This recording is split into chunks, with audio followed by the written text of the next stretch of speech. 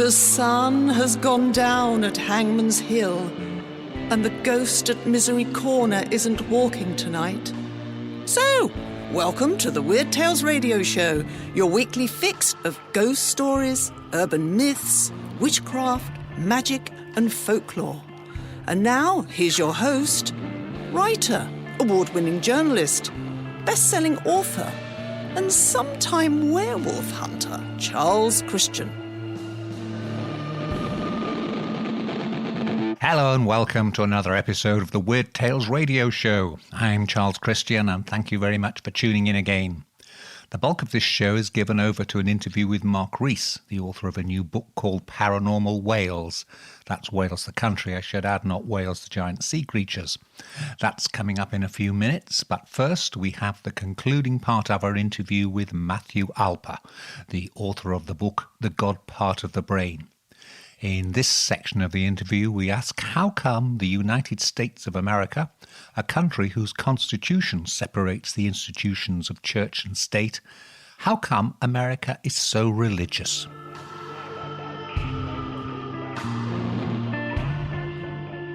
Since you wrote the book, which, as you say, was 23 years ago now, have your own views changed? I mean, other than the usual thing of any author that you read something, you think, oh, I'd write it differently now. But, have your own thoughts evolved? When I first self-published the book, because I quickly realized that the publishing world was going to continue to snub me, and I opened Rogue Press and I self-published the book.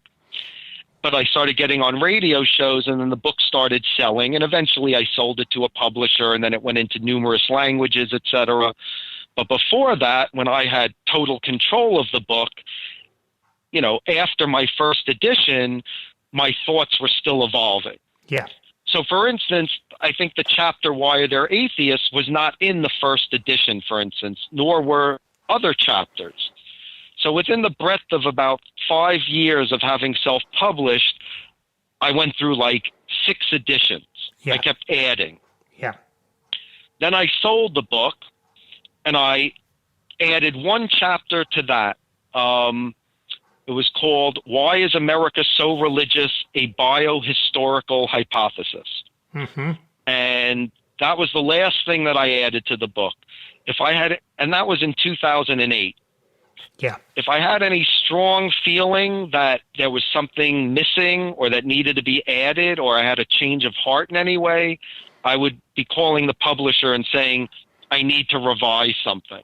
Yeah. But I have not come up with one original thought that I felt was essential to be added to the book since then. And I would say for the most part, nor have my feelings changed. So this very interview that I'm having with you now, I could have had in 1998 on a prior radio show where I'd be answering the questions, not in the same way, but in more or less similar terms. So, which means that my essential feelings on this topic has not changed really in any essential way since I wrote the book.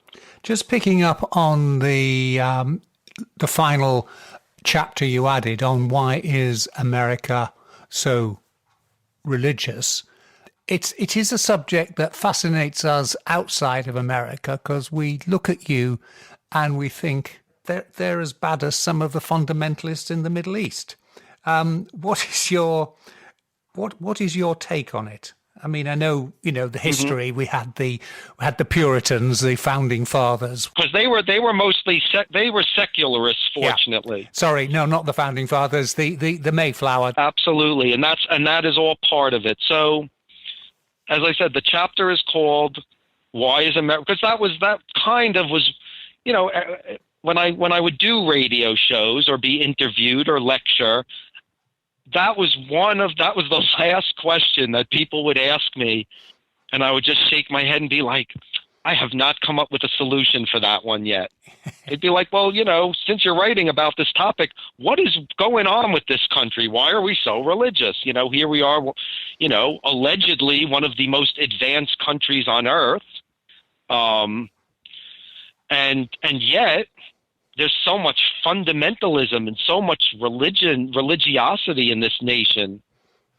And really, unfortunately, since the Founding Fathers did write the Constitution, there's been a war with the Founding Fathers and their initial thoughts of separation of church and state. We're essentially, we're waging a 250-year war to undo the work of the Founding Fathers and turn this back into a theocracy, to go backwards. So I was like, yeah, that was a question that had me a little bit baffled. And I finally came up with a solution and decided that I would add that to the last edition of the book. And you kind of nailed it, because a lot of it goes back to, so I start the chapter by saying, imagine music became outlawed around the world.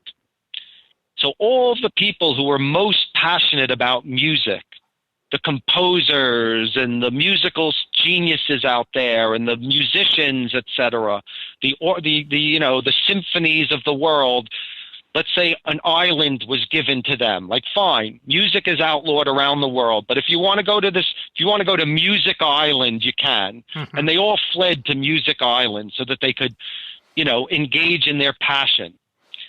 One might imagine that several hundred years later, you'd probably have a pretty musical culture on that island.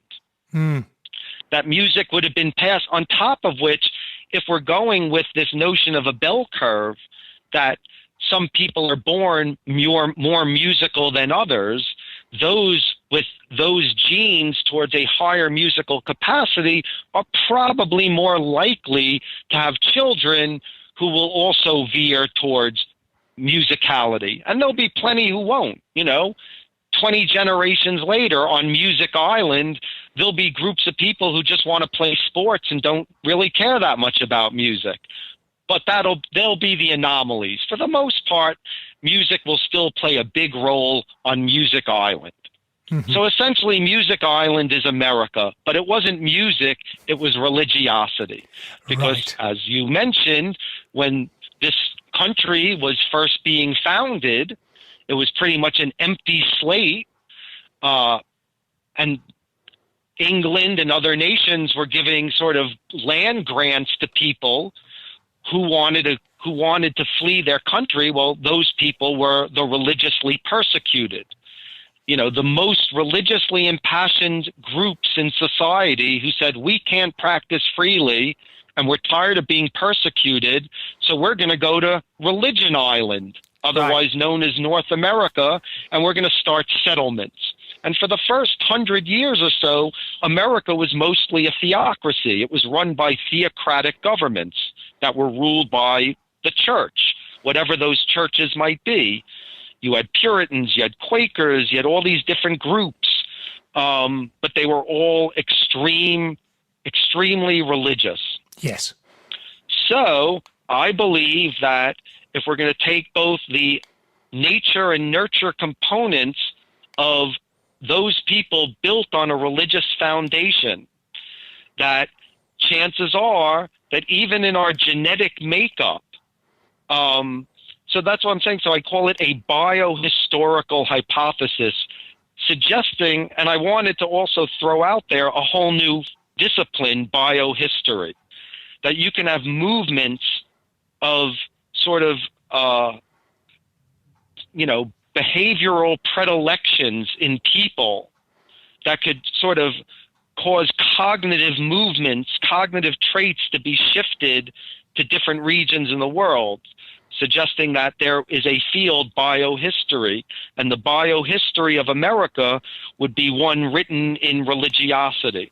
Right. And that we still have a certain degree of influence from those initial roots that still influence our culture and maybe even our genetic pool, that we're more religious than most other nations because of the nature of the origin of this country. And that's what that chapter's about.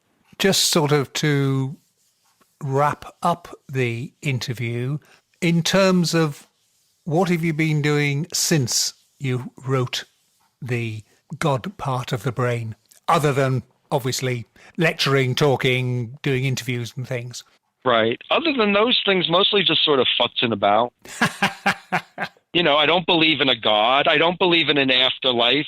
I've now accepted that this is my one shot here on Earth. I want to have as much fun as possible. I enjoy creative, pursuits. I make art. I've written I've sold a few movies. I'm working on a novel now. It's historical fiction. I wrote a follow-up book to God Part, which is actually a prequel because people kept asking, well, why did you write this book? Sort of like your first question. So I wrote a book. I thought, actually I have a kind of interesting backstory. So I wrote a book called Icarus of Brooklyn. The subtitle is A Spiritual Quest Gone Wrong. Mm-hmm. Yes. But yeah, in a nutshell, futzing about. Nothing worthwhile to speak of. That's gonna be on your obituary. Didn't believe in God, spent his life futzing about. They can put it on my tombstone.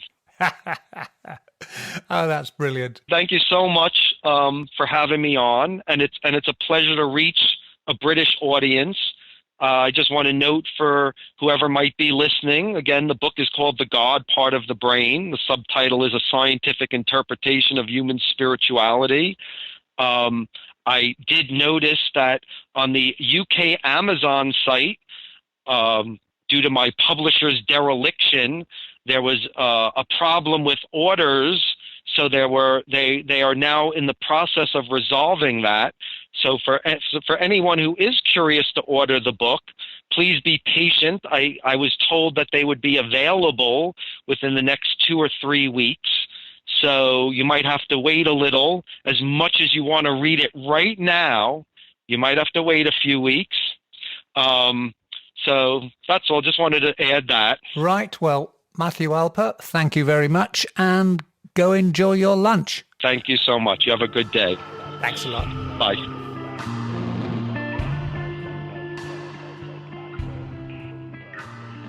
I love that bit when I asked Matthew what's he been doing for the past 20 years since he wrote the book, and he replied, just putzing about. That shall be my new motto. Now for our main event, my interview with Mark Rees about Welsh ghosts. Mark is a long-time journalist and arts editor who's written for all the main Welsh newspapers and magazines. He's also written a number of other books about the paranormal, and more recently, a play he wrote about ghosts was premiered at the Grand Theatre in Swansea. I'm talking today to Mark Rees, who is the author of a new book from Amberley Publishing called Paranormal Wales, which is basically all about the ghosts of Wales. So, Mark, first question is, why were you interested in writing a book on this topic? Hello, Charles. I wish there was a nice, quick, easy answer to that. Something like, that's something I've always wanted to do, but unfortunately, it's quite a long-winded answer. So I'll try and make it as exciting and as sexy as I can, if you could do that with a book. But I've always been interested in the paranormal, in ghost stories and anything like that, the weird and the wonderful. Yeah. And I mean, it was always a dream to maybe write a book like this one day. Even when I was young, I had no idea back then I'd grow up to become, I'd get paid to write words. I had no idea I'd be a journalist in the future and have the opportunity to do this. And the reason it's in Wales is, as you might have guessed, I am a Welshman. Yes. And I think these stories, whether they're ghost stories, folklore, myths, legends, whatever they might be, I think they're that much more magical when they relate to places that you know.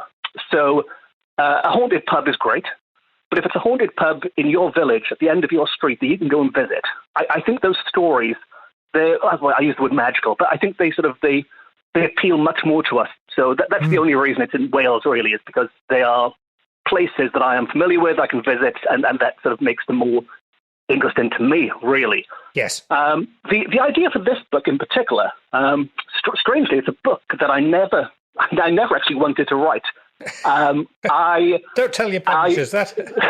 Yes, yeah. Well, no, I'm going to turn this one into a positive. But when I've published a few books on similar topics now, and I was never interested in rehashing what other people had done. And so, I mean, if you pop on the internet, there are some very good books out there about ghosts in Wales. The one I always hold up is Peter Underwood, the Godfather of these kind of books, wrote one in the late 70s. And it still stands up very well today. So, what is the point of me coming along and rehashing what other people have done very well?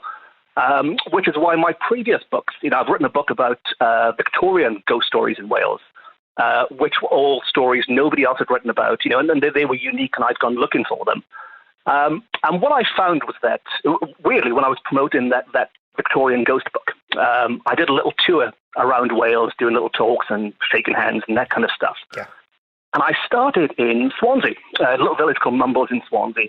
And I did my talk on the stage, or the raised floor bit.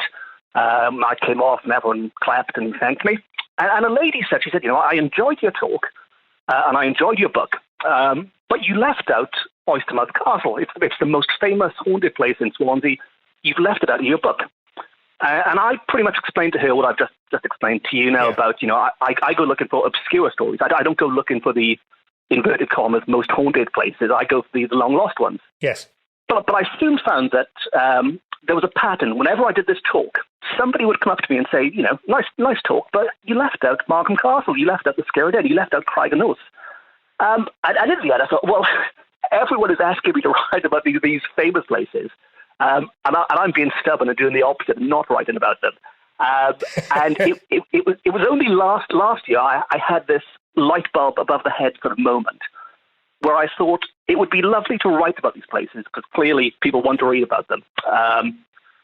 But I'm not going to write about them if I'm just going to, rehash what Peter Underwood has already done very well. Yeah. And what I decided to do was to approach it in a way that I would combine, and I don't think this has been done certainly for Wales before. I would combine the old folkloric stories, the sort of the old stories which have been passed down for generations about knights in shining armor clanking around old Gothic castles, those kind of stories, with the much more modern accounts. This is the kind of things that you might see on a sort of ghost hunting TV show.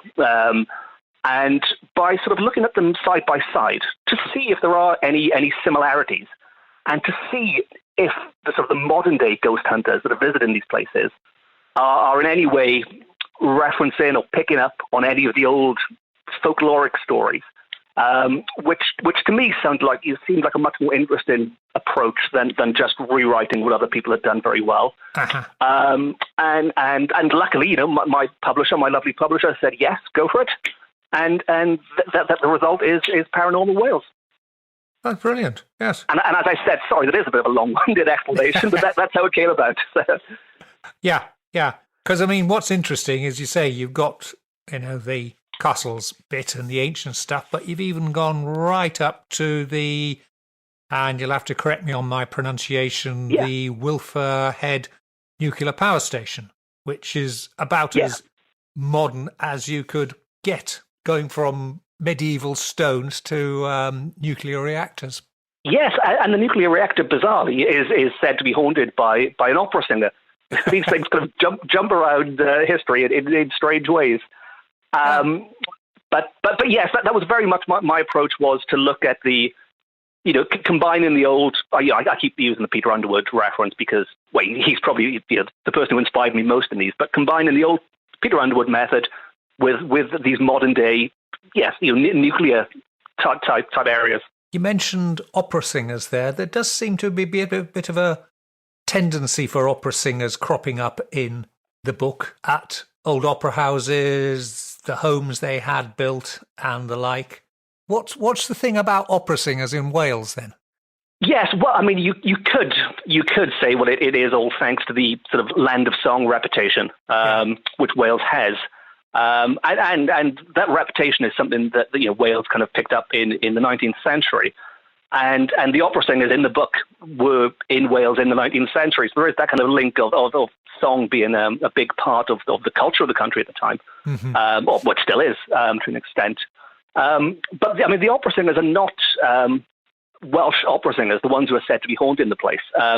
There is, I mean, the one you mentioned in the nuclear power plant in Oilva is the pronunciation of that Right. one. In Oilva is, she was a New Zealander who came to England rather than Wales to where she was teaching at the end of her sort of operatic career. And she bought a holiday home in Wales, which is why she was always in Wales, sort of holidaying, and that's when deaths and ghosts and things came about. Yes. But the other sort of much more famous one was Adelina Patti, Madam Patti. Yes. And she lived in it was called Craigenose Castle. It wasn't a castle, but she had so much money she could call it whatever she wanted, really. And she could build turrets and things. She built her own opera house there. I mean, she was, sorry, excuse me again. Sort of as an example of how famous Patti was, Abraham Lincoln personally invited her to the White House to sing her trademark song for him there. It is said Queen Victoria, when she was in mourning for Prince Albert, actually came out of mourning temporarily to listen to Patti to find out what all the fuss was about, and then went back into the black lace and things again after she'd heard it. Yes. So Patti was as big as you can get. And to escape the paparazzi of the time, the Victorian tabloid press, yes, she found this sort of remote spot in the Swansea Valley to go and live, which was Craigenose Castle. And that is where all the haunting is supposed to take place now. And it's all centered around her theme song, which was called Home Sweet Home, from a very obscure opera that no one performs anymore. But it's said that if you go there and sing Home Sweet Home, or if you listen out for Home Sweet Home, and in some cases piano players have felt compelled to kind of tinkle away on the keys Home Sweet Home without hearing the song before, that is what summoned Patti, or that is how she communicates with people.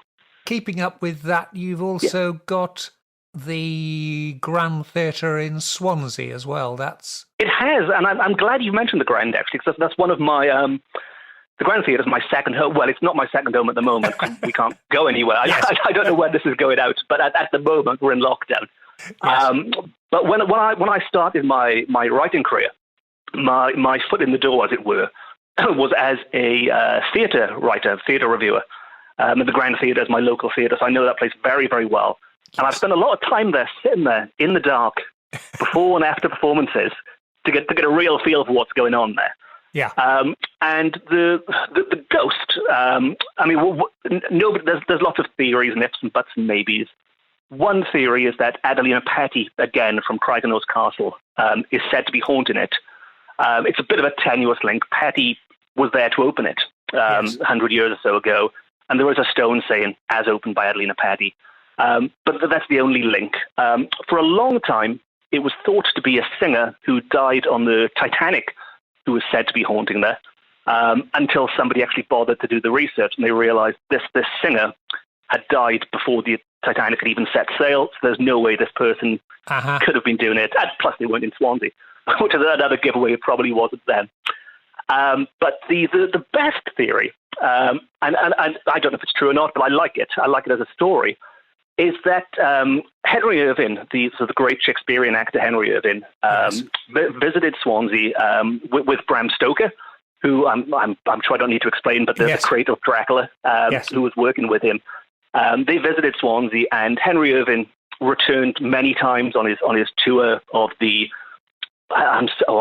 British tours or whatever he did in Britain and Ireland, maybe, or Europe. I'm not sure where he went exactly, but he came back pretty much annually on these tours. And when he, I'm not entirely sure when they met, but his son ended up marrying another performer from Swansea, a Swansea girl, married Henry Irving's son, became his daughter-in-law. And she is now thought to be the person haunting Swansea Grand Theatre, because she did indeed die in a tragedy at sea. Not the Titanic, but people think maybe this is where the stories got mixed up. Yes, she died on another boat, but the Titanic is probably a more iconic boat for people to pass on in these stories. And there are stories of people in the Grand Theatre, or certainly one person in the Grand Theatre, having visions of her appearing the night of the accident and saying that, I'll be back soon to see you. And of course, when this person picked up the newspaper the next day, and found out that her colleague had died in this tragedy. Yes. There are some spooky parallels there if you believe what the accounts say. Yes, It was the RMS Empress of Ireland, wasn't it? The boat you went down on. There you go. I'm glad you've said that. I've got it open in front of me. Yes. I should have memorised all these as well myself, shouldn't I? Yes. 1914, so it doesn't take long for people to think, well, the only big boat that went down was the Titanic, even though it was 2 years earlier, and it tends to get put together. Yes, and it's word of mouth, isn't it? And Chinese whispers, and these things get passed on throughout the years. And yes, before you know it, she was on the Titanic. But yes. But as a bit of detective work that a friend of mine, Ian Parsons, who's written a lot about theatres locally, did the research and worked out that no, definitely not the Titanic. That makes sense. Yes, there's a lovely line accredited to her in your book. When my performing days are over, I want to come back to this lovely town and spend my evenings on the other side of the curtain, watching other people act. Yes, it's a little bit spooky there, isn't it? It is. The other side of the curtain, particularly. Is, the other side of the veil, then we'd really be onto something. Really be but certainly the curtain could well be it. Yes. Now, just looking at your bio, it says in 2018 you actually wrote a play called Phantoms, which was based on your ghost stories and was premiered at the Swansea Grand Theatre. Tell us a bit more about Phantoms, which obviously we're not going to be able to see because all the theatres are shut at the moment. But yes. Yes. Well, Phantoms, I should give full credit here. There's a theatre group called Llewellyn Theatre Group, or Llewellyn Theatre Company, sorry, who are resident at the Grand Theatre. Yeah. And in all my years visiting and reviewing there, I became very friendly with them, and very, very good friends with Peter Richards, who is the boss man of the company. And he very kindly, when I published my first ghost book called Ghosts of Wales, Accounts from the Victorian Archives, he had a chat with me and said, look, this would be great on stage. We can do this, this, and this. And so it was teamwork. I'm not going to pretend to be a script writer who sat and did it myself. It was very, very much collaboration with Peter taking the stories from the book and bringing them to life. But the idea was to make it almost like an old, not a Hammer, but a more sort of Amicus trilogy of spooky films, but using stories from the book. And they were strung together by very stereotypical Victorian-looking gentleman in a smoking jacket in his lounge chair, doing that. Was it real or was it not? Who knows? That sort of slightly tongue-in-cheek. Yes. I was pleasantly surprised that when it premiered, people, they laughed in the right places and they jumped in the right places. Which is all you could hope for, really. And the idea with the play was not to, it wasn't to terrify people. It was to have. I mentioned Hammer there. I'm a huge fan of Hammer films, and what I like about those, certainly nowadays, is while it's horror, it isn't the kind of horror that's going to keep you awake at night. Yes. You know what I mean? It's more sort of it's more good-natured horror yes. then. And that was very much the hope with Phantoms. And I think, it's early days. It hasn't gone further than Swansea yet. But I hope if people, if it makes them laugh and jump, then that's pretty much job done with it, really. Yes. Yes. Talking on some of the ghosts in there, you've got one which is one you frequently see featured in anthologies of folklore and the like, and that is, and again, they're going to have to correct me on the pronunciation, Gellert's grave in Carnarvon, which is one of those stories that you hear about the faithful hound being slain by accident, but you're saying probably never ever happened at all. Yes. I thought the pronunciation was pretty much spot on there. Yeah, right. the dog is called Gellert, and it's based in a little hamlet. It's a beautiful place. If I had to sort of put my tourist hat on and say, if you visit in Wales, go to Bears Gellert. Bears Gellert translates.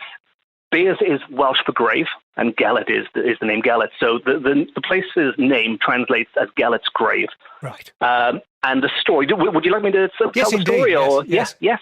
So the story behind Gellet's grave, Beard Gellet, is that Prince Llewellyn went out to hunt and left his son, so his baby, his son and heir, a very important baby, in the charge of his dog Gellet. And when he came back from hunting, he opened the door, and the scene was like something out of the Texas Chainsaw Massacre. It was just blood everywhere, blood covering the carpet and the clothing, and he saw the cot had been overturned and the baby was missing. And the dog, in the middle of it all, was sitting there with blood over its paws and its mouth. And he leaped to the conclusion, which I think a lot of people probably would when they saw this scene, that the dog had gone mad, had killed the baby, and in a fit of rage, he stabbed his dog in the side with his sword.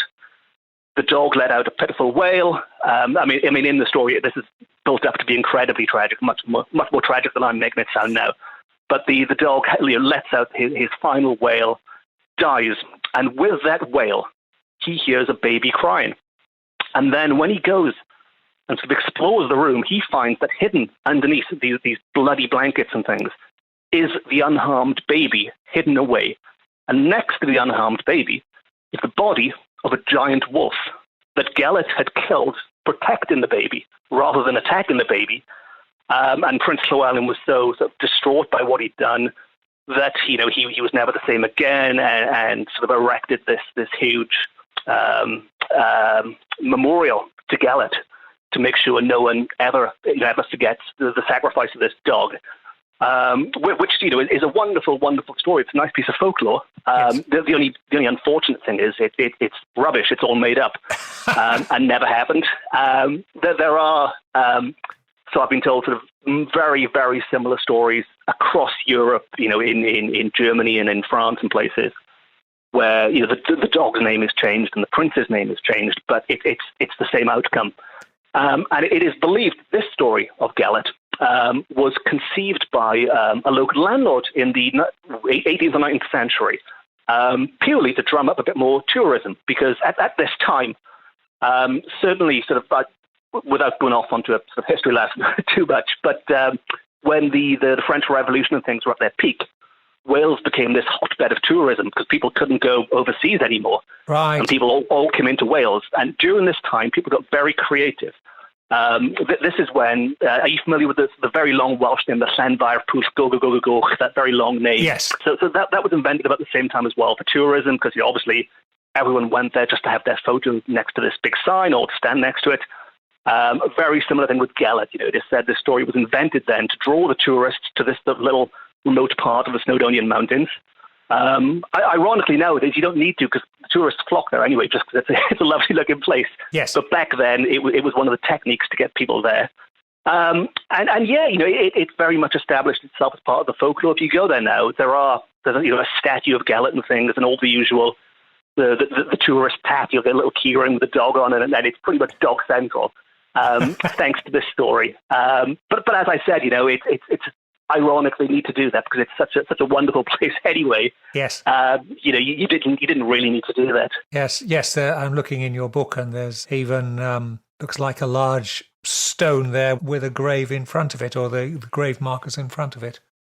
Yes, I mean the landlord even went so far as to actually build the memorial. So there are two tablets there, one in English and one in Welsh, which tell the same story. Underneath the trees, there's two trees above it. And that's very much become, like with the train sign, a destination point for tourists to go and visit and to pay their respects, I guess, to a dog that doesn't exist or never existed, And even the name of the village, I was saying Beard Gellet, which translates as Gellet's grave. I mean, even that they think is actually Cellet, who was a Saint Cellet. And in the Welsh language, words slightly mutate when they're combined. Yes. So they actually think Beard Gellet should actually be Cellet's grave, not Gellet, which would be a saint, which would make a lot more sense. But there Yes. you go. It's all, yes. You're listening to the Weird Tales radio show with Charles Christian. Of the ghost stories you have in the book, Which do you think is the most gruesome and scary of them? The scariest one ties in very nicely with your last question. Is one very close by to Gellert's grave, and I just want to make sure I get the name spot on for this. This is Cravloyn Hall, which is sort of on the outskirts of Beth Gellert, not far from the grave we just spoke about. Yeah. This is a story that I'm quite amazed that the National Trust actually published in the first place, because one of the things I found when I was sort of researching this is a lot of places, quite rightly, I sort of understand, don't want to be associated with horrible, bloody stories when they're trying to attract families to come visit them. So, obviously, you don't want to scare people and terrify people away.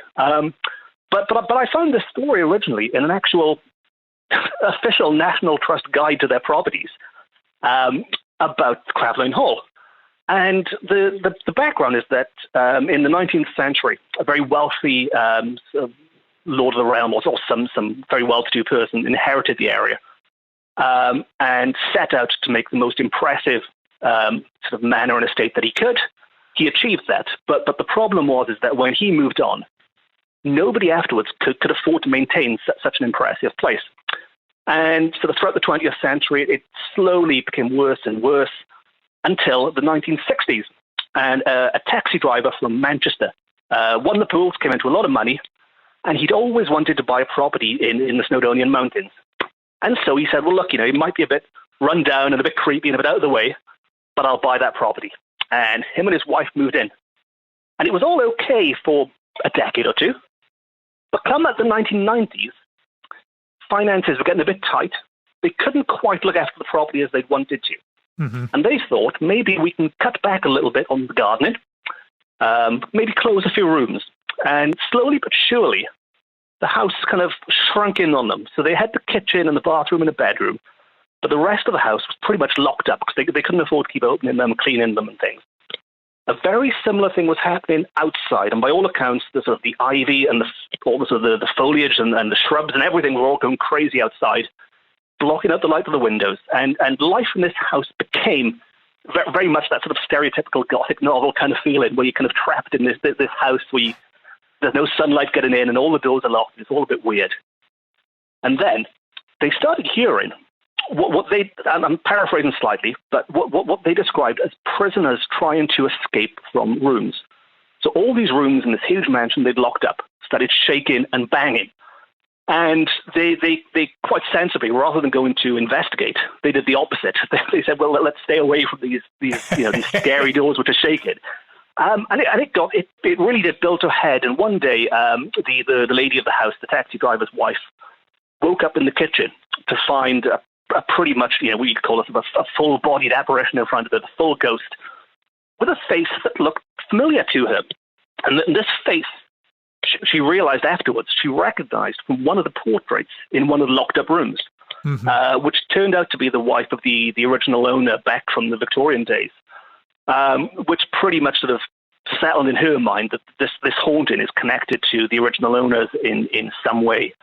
But they got out of there, and it was left to the National Trust to pick up the property. And as I said, this is the bit that kind of amazed me, because even if it's true, you kind of expect places to put a sheen over these things or to laugh it off. But they published this story where they bought it, and they needed somebody to sort of look after it temporarily, to almost work as sort of a security guard / conservationist, to go into the property. And they found a very keen young volunteer who was happy to go in and sit in there. And they went in. They found the place locked up as it was, and so they decided to sleep in the kitchen on a camp bed because there wasn't much else in the house to go and sleep on. The next day, their supervisor came to see them, or they went to see the supervisor, whichever way it was, and asked how it went. And they said, look, that was too much for me. There was something evil in that house. There was, again, I'm paraphrasing slightly, but there was something in that house which scared them so much they could not go back for a second night. And they managed to put their fears, to ease their fears slightly and say, look, it's an old house. It's going to be a bit cold. It's going to be a bit creepy and a bit creaky. Just give it another shot. And if it helps, I'll come along myself tonight to find out what it's like there. So this volunteer bravely went back for a second night and set up their bed on the kitchen floor. And their supervisor did indeed pop along. And when they went in, they found the volunteer absolutely terrified, out of their mind with fear. And they themselves said, actually, there was something poisonous in there, and there was something so deadly that they could not stay there themselves. They left. The two of them went, and that was the end of that for the time being. And nowadays, it's open to the public as a jolly-looking hotel. And I haven't stayed there myself, but I mean, while I was researching, I was looking at the general reviews and the views and things of the place. And as far as I know, I mean, hopefully nobody's had a bad experience there. And I think the place is doing very well for itself. But it staggers me that of all the evidence out there, if you want to call it that I found, the most terrifying was probably this place. And now it's available as a commercial property for people to go and stay in. So if you're looking for ghosts, that's probably the place to go. Right. Oh, very good. There's another one that looks to be very mysterious and spooky, and that's in Conway, the Plasmore, the Elizabethan townhouse. Yes. Well, this is one. I'm quite glad you picked up on this, because this is one that does kind of what I was saying earlier about combining folklore with sort of more modern day accounts and things. And this is one I did find when I was originally researching my Victorian book. I found some sort of long lost bits out there relating to Plasmar.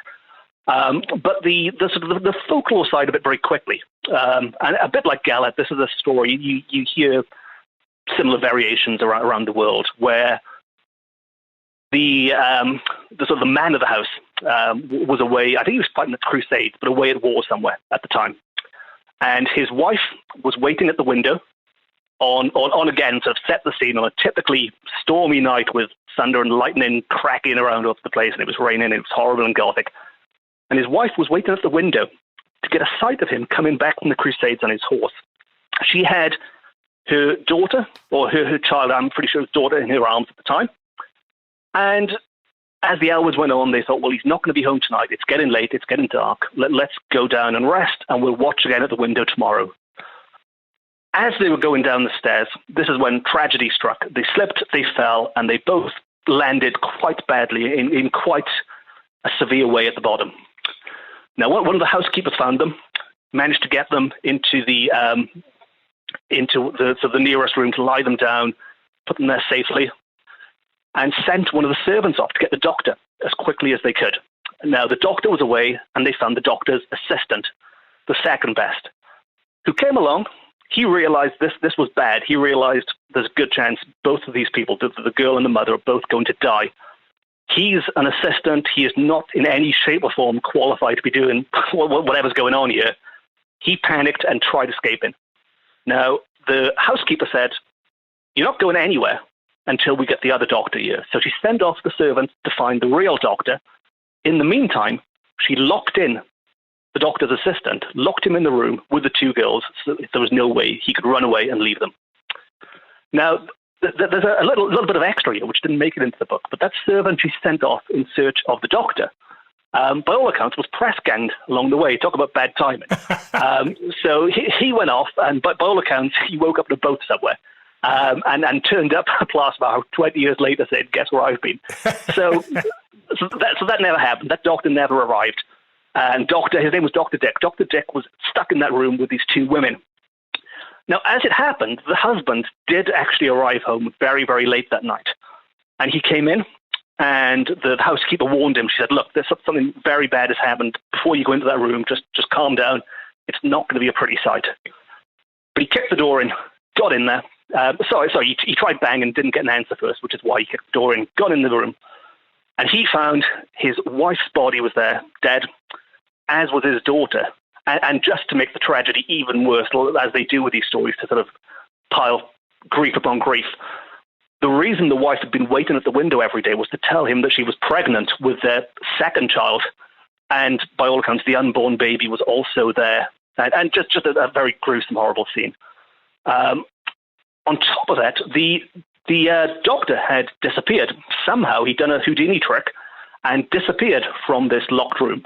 Now, there are theories about priest holes and sneaking up chimneys and this, that, and the other, but he wasn't there. And the knight pulled out his sword, and he swore and stormed around the room, and he vowed not to leave until he had his revenge on that cowardly doctor who had left them. That was the scene at the night. The next morning, the housekeeper went up to the room to see how things were, and she found that the knight had taken his own life with his sword. The doctor was never seen, and that is the start of a very gruesome ghost story connected with Plasmar. Now, that's the old folklore side of it. Yes. And then as a little extra, I did pick up a story from a 19th century newspaper where it was mentioned that Plasmar, again, going off on a tangent slightly, but it could be said to be the birthplace of the visual arts in Wales. The Royal Academy of Welsh Arts were established nearby. They needed somewhere to display their works. And so after Queen Victoria said, yes, you've got the go-ahead to establish sort of a Welsh equivalent, because there was already one in England, they opened in Plasmar. And all these visitors were going to Plasmar, sort of what had previously been sort of more of a private place, but now it was open to the public to go and look at the art. Yeah. And there were two gentlemen there looking around, and one of the I know, well, maybe not tour guides, but the people there talking to the public said, I noticed you were in the haunted room, at which they laughed, as you would. But it wasn't a joke. This man who worked there had first-hand accounts of, very, very stereotypical ghostly type sightings of seeing people quickly moving away from windows and hearing footsteps above him and things brushing against him. And he led these two men up into the attic to where he thought this was all based, and where they had indeed found a priest hole concealed upstairs. And so the thinking is that this doctor did actually escape somewhere. Right. Somehow managed to get himself into a priest hole, which he wouldn't have known about, but maybe just by climbing up the chimney, he stumbled into it. And that could possibly be the source of some of the hauntings there. But wherever it came from, it's a nice example of an old story, which is almost certainly not true at all, but being linked to real-life sightings then, it's further out, centuries later. There's another one that's intriguing, and that's Plasnewid in Llangollen. Yes. With the ladies of Llangollen. Yes, the ladies of Llangollen are... It's a very difficult one to put into words in a book, but they're considered to be the most famous, or maybe even the first lesbian couple in history. Now, because of the time, that was never made public. Yes. People look at it and they say, well, look, it's two women. They came over from Ireland to get away from whoever was giving them grief back home, and they found, a bit like Adeline and Paddy, they found a remote place in Wales to go and live in, and they became celebrities of sorts there. And the indications, people talk about their manly dress, about how they always had short hair when women were supposed to have long hair, and they wore trousers when women weren't supposed to wear trousers. All these things. Yeah. But I do need to be careful, because it was never said for certain. They certainly never said that they were in a relationship. So you have to be careful in how you word these things. Yeah. We're talking about the sort of 1820s, 1830s, aren't we, for this period? Yes. And they were very, very well known. It became their house became the stopping off point for people making their way pretty much from England to Ireland. So you had to cut through Wales to get there, and you went past their house. And so they've got quite a great list of people who went there. There's, I was quite impressed with the Romantic poets, people like Lord Byron and Percy Shelley stopped there. And you've also got members of royalty as well, all going past on the way. And their house became quite fantastic, because what they said was, you can all come and visit us, but if you come back a second time, bring us a gift, bring us an item that we can put on the house. And so they built up this quite a sort of unique mosaic of sort of just intricate bits of design on the walls and things, which people had dropped off for them. Other people brought books, so their library stacked up quite nicely. But it just became, if you were anyone with any kind of status, whether royalty or high society, you went to see these women on your way to Ireland or on your way back from Ireland. And the reason we're talking about it is because they are now believed to be haunting their old property. And and it's become a popular place with, sort of, for want of a better description, the kind of sort of most haunted TV show people like to go and investigate there, because it has this fascinating story about these two, incredible women who were there, and things. If you believe in such things, strange things do happen there when people are there with cameras investigating. And the most famous account, and it's a tricky one because it's a semi-fictionalized account. But if we take it as truth, there was one woman who visited Llangollen who had no idea who these women were. They'd never heard of them. But they encountered them near their house and spoke with them. And this is what made them believe that actually these ghosts might be true, because I couldn't have invented them because I didn't know who they were beforehand. Yes. And this is pretty much where the story comes from. This lady then published a book of her experiences with the ladies at Llangollen. There's quite a funny bit of breaking and entering, because the ladies at Llangollen were outside talking to her, and they said, well, come to our house tonight and we'll talk about it later on. But at the time, the house was closed to the public. And so to carry on her conversation with two ghosts, this woman had to break and enter into the house. She broke the window, popped into the house, found the ghosts, had a chat with them, wrote it up and published the book, which to my mind is quite incriminating. But there you go. As far as I know, she didn't get arrested or anything for breaking and entering. But that did sort of sow the seeds, really, of these sort of ghosts being there. And as I said, if you believe in such things, it is quite a popular destination now for people to go to. And people do claim to be gathering all manner of evidence there. So yes, that's the ladies of Llangollen who again, even without the ghosts, I think are fascinating, fascinating characters regardless. I'm conscious I'm biting into your time. So one final question. Have you personally ever had any paranormal experiences? If I had to say 100%, I would have to say no. I've been to lots of spooky places, obviously my research and things. And I've joined ghost hunting groups. There's a group called Cymru Paranormal I'm very friendly with, who I've been to places with. And things have happened that maybe I can't explain. And all the usual sort of, I've seen Ouija boards flying around the place and temperatures dropping and things being thrown around. Is any of that paranormal? I don't really know. The one, my favorite bit, and again, I'm not using this as evidence of the paranormal. My favorite bit was in Craigenose Castle that we were talking about earlier, where the opera singer Adelina Patti is said to haunt. Yeah. I was there with a colleague / friend. He's both, and we were recording this short documentary about the place, which had nothing to do with ghosts. We were there to talk about the cultural aspects of the building, and we were down in the cellar. We had a camera pointing at us to film, and we had these light bulbs set up, as you see on sort of TV sets, and boom mics and things hanging over. And we were there ready to do a take. And I jokingly said to him, I said, look, you do realize we're in the haunted room right now, don't you? And he laughed. And as he laughed, these big light bulbs that were illuminating us, the light bulbs just all exploded.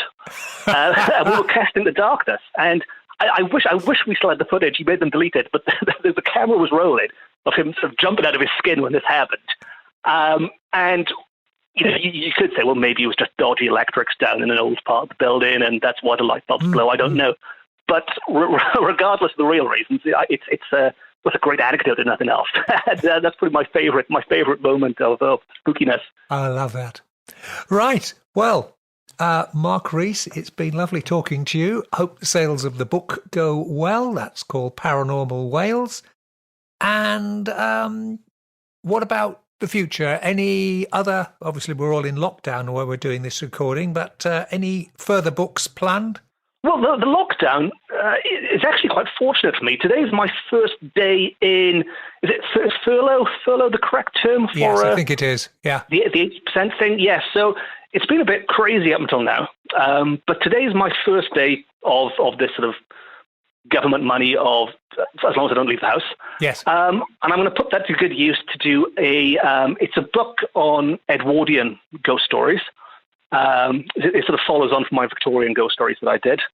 And I've also got, although this is a bit tricky now, It's a companion piece to Paranormal Wales coming out in November is the plan. I imagine that's going to change with the way the world is right now. And it's very similar to Paranormal Wales, but instead of the ghosts of Wales, it looks at it's more folklore of Wales. So it's looking at sort of places with a connection to King Arthur and the Mabinogion, so the medieval tales.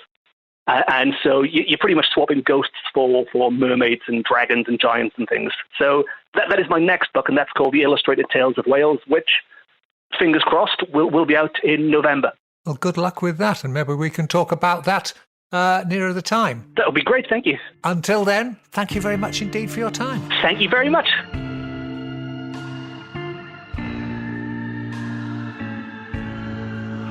Going stir crazy in lockdown? Well, here's a modest suggestion.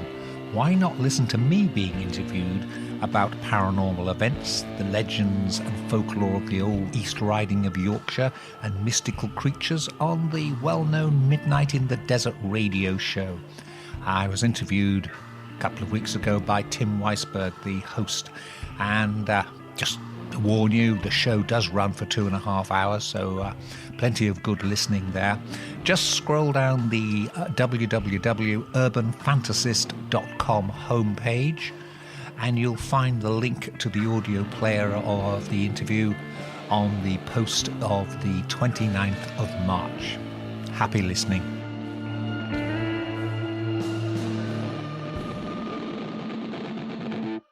Almost out of time, but before I go, I'd like to say something about the coronavirus conspiracy theories that are now swirling around.